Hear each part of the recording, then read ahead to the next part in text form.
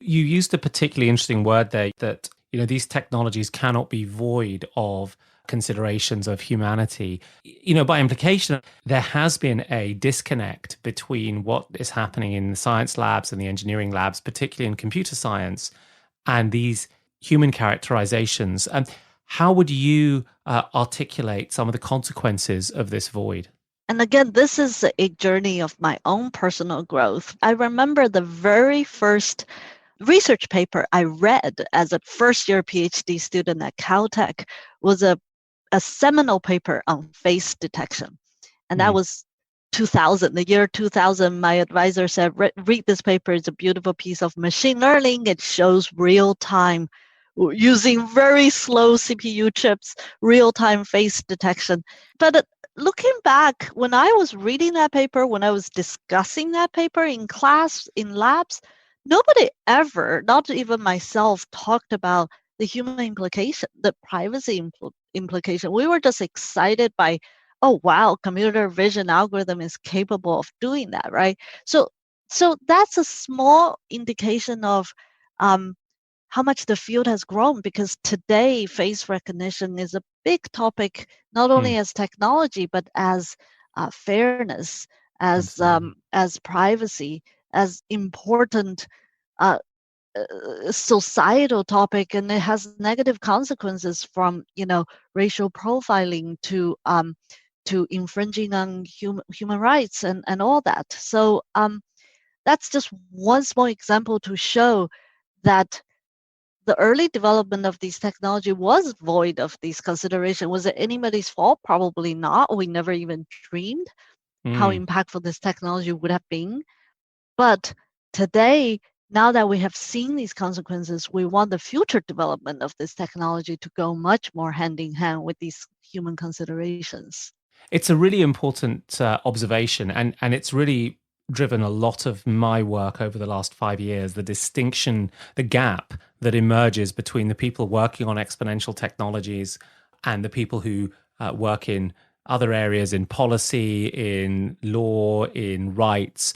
There hasn't been a common language. And it's been understood for a while. I mean, I think back to a famous lecture by C.P. Snow called The Two Cultures, back from 1959. And he describes these two cultures, and he describes how the average scholar who knows about Shakespeare knows nothing of the second law of thermodynamics, and the average scholar who knows about the second law of thermodynamics doesn't know anything about Shakespeare. And he says that without that joint knowledge, we can't think with wisdom. And this is 60 years earlier than your founding HAI in 2019, but it seems like you are constructing a bridge between those two cultures.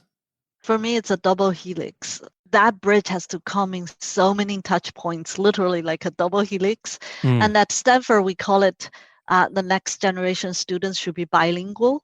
They should be bilingual of technology and human considerations.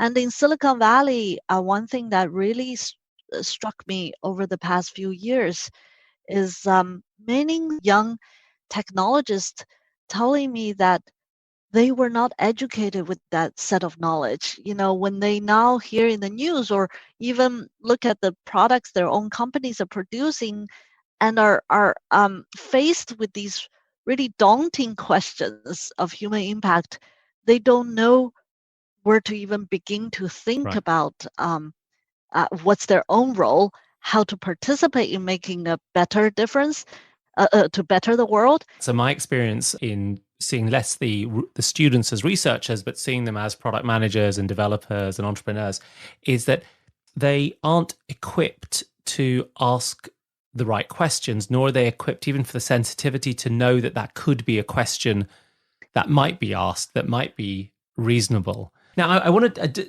give people a flavor of HAI. You have some courses on there that really are very scientific. Like you've got knowledge graphs, theoretical neuroscience, machine learning and causal inference. And then on the other hand, you have the politics of algorithms, ethics, public policy and technological change, digital civil society, designing AI to cultivate human well-being. I mean, it's an incredible breadth of courses that are available. I am curious about what do you have to innovate in order to knit these two very disparate disciplines. Most of my students are coming from computer science background, masters and Mm-hmm. PhD students. When they join the team that we call Partnership in AI Assistive Care, first of all, our weekly lab meeting is between 5 or 6 clinicians and the team of AI students. So every week they're constantly in conversation and in dialogue with the clinicians and nurses and so on. Second, every student who join our team, the first thing we require them to do is to shadow doctors and go to the hospital and clinics. And Mm.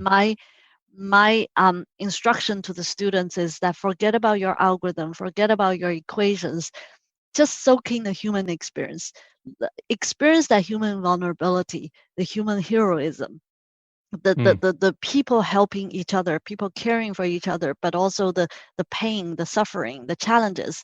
And I think that's a small step Mm. towards helping students to develop that fuller body of both knowledge and experience in thinking both in terms of technology but as human conditions.